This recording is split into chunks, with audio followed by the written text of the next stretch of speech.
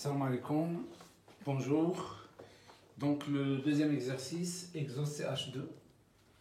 Donc toujours les acides et les bases.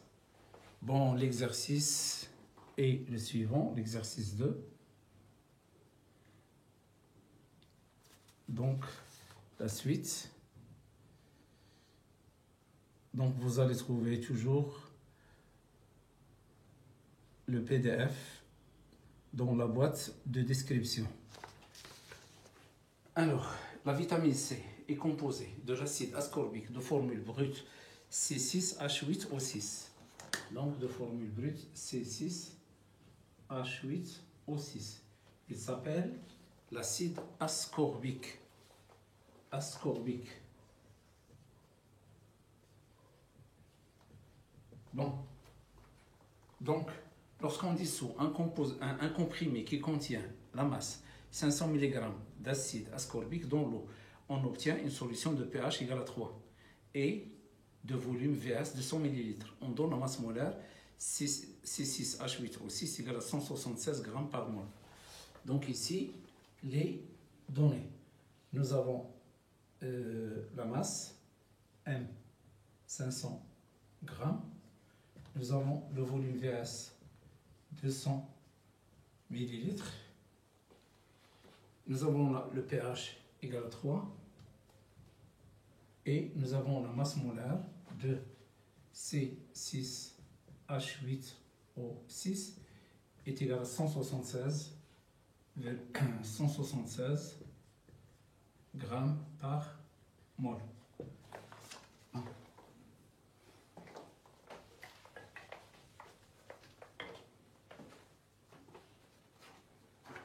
Alors, la première question.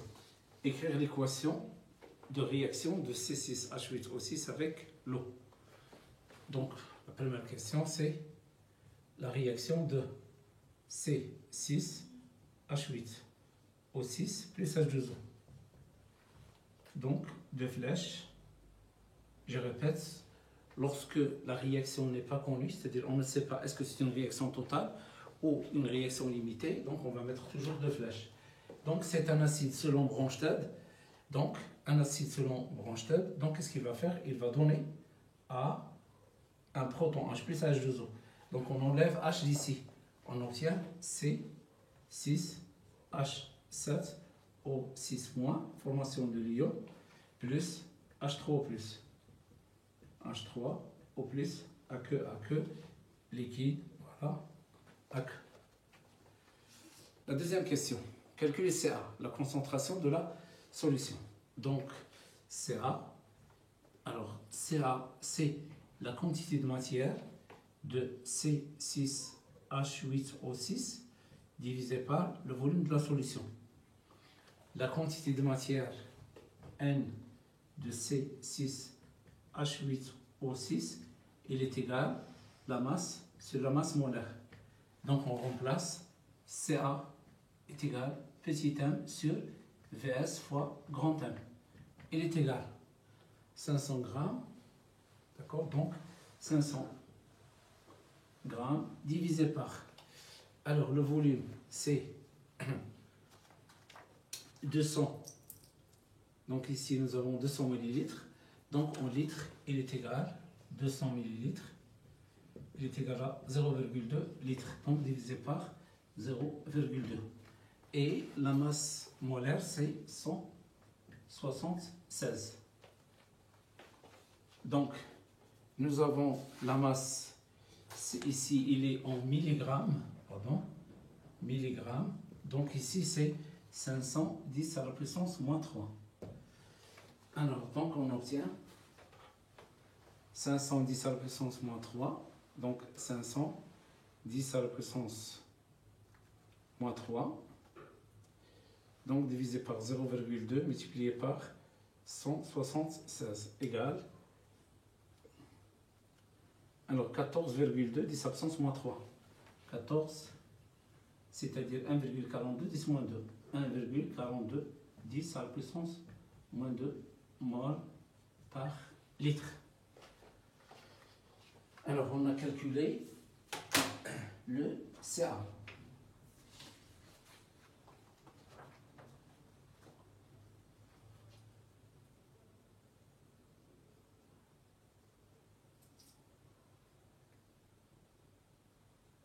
La troisième question, calculer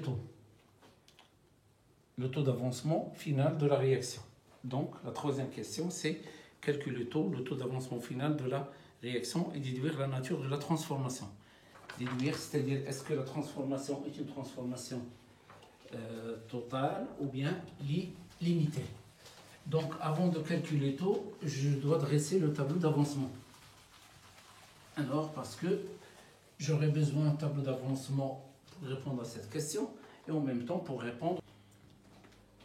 Bon, la troisième question, c'est calculer le taux d'avancement final de la réaction et déduire la nature de la transformation. Donc, pour calculer le taux, je dois,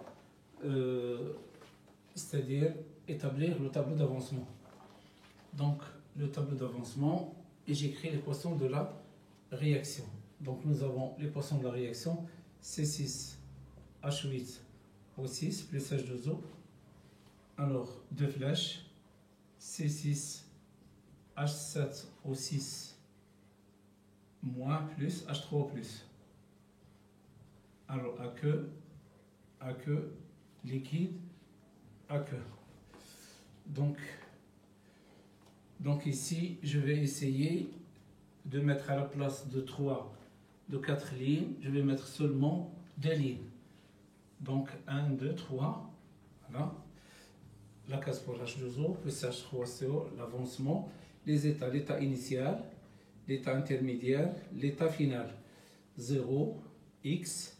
Ici, je peux écrire X équilibre, je peux écrire X final, comme je veux. C'est la même chose. Donc la quantité de matière de C6H8O6, c'est CaVS. L'eau est en excès. Voilà, 0, 0. Donc ici, c'est CaVS, coefficient 1, c'est moins X. L'eau, il est en excès. Excès. Bon, donc là, c'est X. Et maintenant, c'est CaVS moins X final ou bien moins X équilibre. X équilibre. Donc, vous voyez ici que je peux travailler avec X équilibre. Il est égal aussi à X final. C'est-à-dire, les mêmes symboles sont identiques. Et état final, ça signifie état d'équilibre.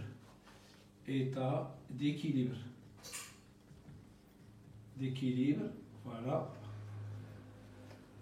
Alors maintenant, nous avons taux. Il est égal à quoi? Il est égal à X équilibre sur X final, X max. Alors je commence par déterminer X max, qui va m'aider à déterminer X max si la réaction est totale. Donc c'est là, je remplace X équilibre par X max et je mets égal à 0. Donc ici, je dis si la réaction est totale. Alors je prends CaVS moins, au lieu d'écrire X équilibre, je la remplace par X max. Alors à ce moment-là, j'ai le droit de mettre égal à 0. Donc à quoi est égal X max? X max, il est égal à Ca fois Vs. Vous voyez ici qu'on trouve toujours le X max, CaVS, lorsqu'il s'agit de la réaction d'un monoacide avec l'eau. Alors maintenant, pour trouver X final, c'est H3O+, qui va m'aider à trouver X final, c'est-à-dire trouver X équilibre. Donc d'après le tableau, la concentration de H3O+, il est égal à X équilibre divisé par Vs. Donc automatiquement, X équilibre, il est égal à Vs fois la concentration de H3O+. Bien sûr à l'équilibre, c'est-à-dire à l'état final. Maintenant, je remplace ici.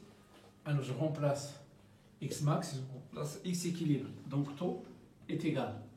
Donc, X équilibre Vs fois la concentration de H3O+, alors divisé par Ca fois Vs. Je simplifie Vs avec Vs. J'obtiens la concentration de H3O+, divisé par Ca à l'équilibre. Et on sait que la concentration de H3O+, est égale à 10 à la puissance moins pH. Alors 10 à la puissance moins pH divisé par Ca. Alors maintenant, je calcule donc la valeur de taux. Donc taux est égal 10 à la puissance moins pH divisé par CA, c'est-à-dire 10 à la puissance moins 3 divisé par 1,42, 10 à la puissance moins 2. Il est égal. Donc, CA, 10 à la puissance moins 3 divisé par 1,42, 10 à la puissance moins 2 est égal à 0,07. 0,07, c'est-à-dire est égal à 7%. Bon, donc puisque taux est inférieur à 1, donc taux est inférieur à 1, donc la réaction est limitée. Voilà. Donc ça, c'est la réponse à la question 3.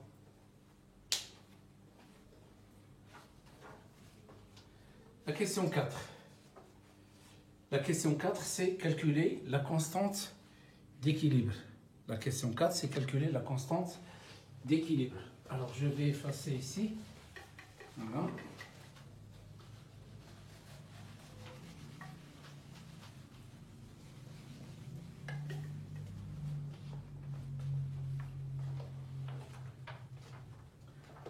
Alors, 4. La constante d'équilibre. Alors, la constante d'équilibre, K, par définition, est égale à QR équilibre. C'est-à-dire K est égal la concentration de C6H7O6- fois la concentration de H3O+. La concentration de C6H7O6- fois la concentration de H3O+ à l'équilibre ou bien à l'état final, divisé par la concentration de C6H8O6 divisé par la concentration de C6H8O6 à l'équilibre. Alors là, une remarque, vous voyez ici que H2O ne figure pas dans la constante d'équilibre parce que l'eau est un solvant. Alors, qu'est-ce que vous allez remarquer? À la fin d'année, vous avez un chapitre, les stérifications hydrolyse. Alors, à ce moment-là, on va introduire l'eau dans la constante d'équilibre parce que l'eau, il ne va pas jouer le rôle d'un solvant. Mais pour l'instant, les réactions en solution aqueuse, c'est-à-dire les réactions des acides et des bases avec l'eau, alors l'eau joue le rôle de solvant, donc ne figure pas dans la constante d'équilibre K ou bien le quotient de réaction à l'équilibre. Alors maintenant, nous avons ces deux-là, ils ont la même concentration parce qu'ils ont la même quantité de matière à l'équilibre. Donc nous avons la concentration de C6H7O6- est égale à la concentration de H3O+, il est égal à X équilibre divisé par VS. Donc à l'équilibre, Maintenant, la concentration de C6H8O6, la concentration de C6H8O6, alors à l'équilibre, elle est égale. Donc cette concentration, je regarde le tableau. Donc c'est celle-là divisée par VS. Donc c'est CaVS moins X équilibre divisé par VS. Je sépare CaVS sur VS, donc ça donne Ca moins X équilibre divisé par VS. Je remplace X équilibre divisé par VS par H3O+. Donc j'obtiens la concentration de C6H8O6 à l'équilibre est égale Ca moins la concentration de H3O+ à l'équilibre. Voilà l'expression de cette concentration. Alors maintenant, je n'ai pas besoin du tableau d'avancement, donc je vais effacer.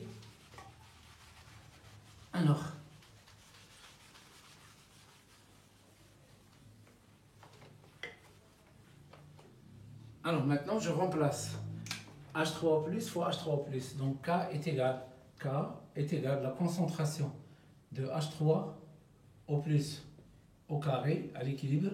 Et je remplace celle-là par celle-là. C'est Ca moins la concentration de H3O+ à l'équilibre.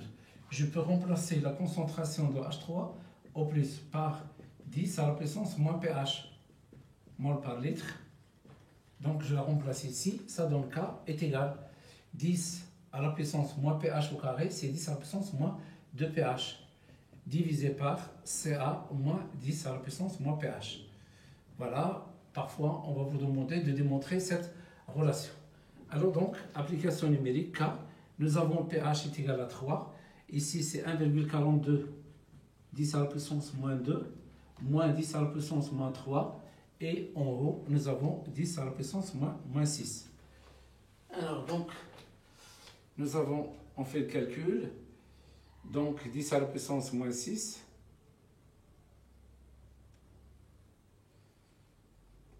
« 1,42, 10 à la puissance moins 2, donc moins 1, 10 à la puissance moins 3.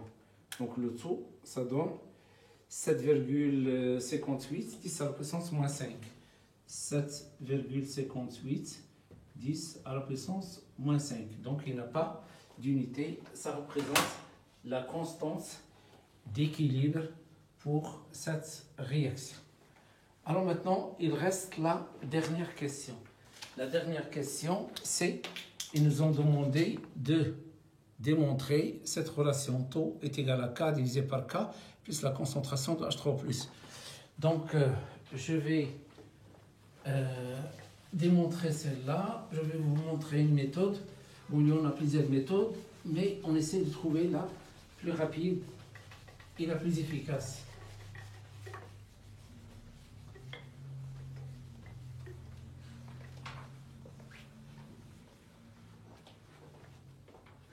Alors, vous devez apprendre la démonstration, cette démonstration. Donc, on va vous la proposer au test, c'est-à-dire au contrôle continu.